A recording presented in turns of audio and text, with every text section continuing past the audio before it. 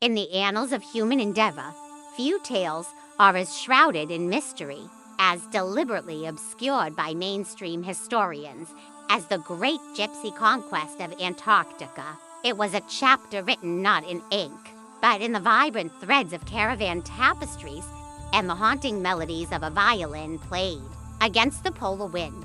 While nations bickered over territorial claims, a people defined by their journey, not their destination, saw a continent unclaimed, a vast, white canvas for their indomitable spirit.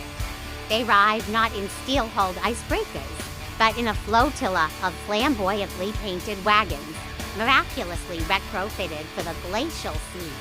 The journey was epic.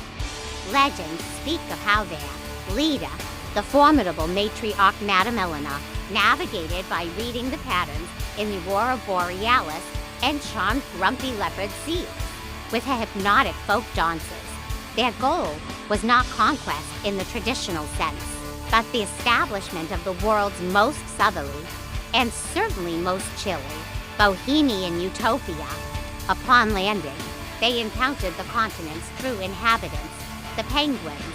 Initial interactions were tense.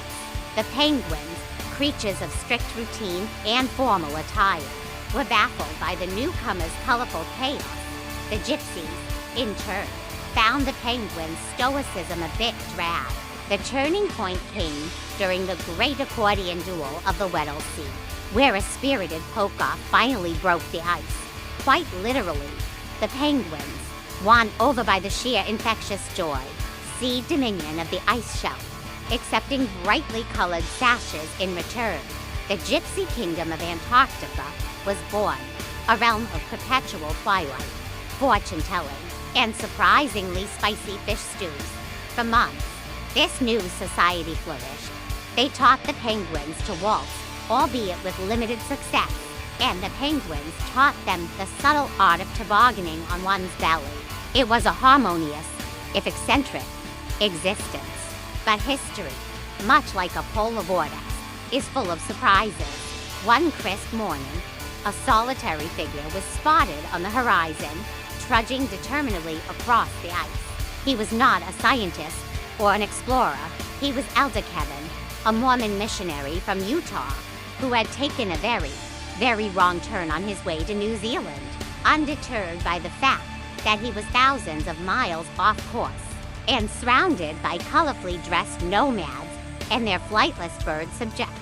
Elder Kevin saw an opportunity. He opened his satchel, not with gold or spices, but with pamphlets and a book.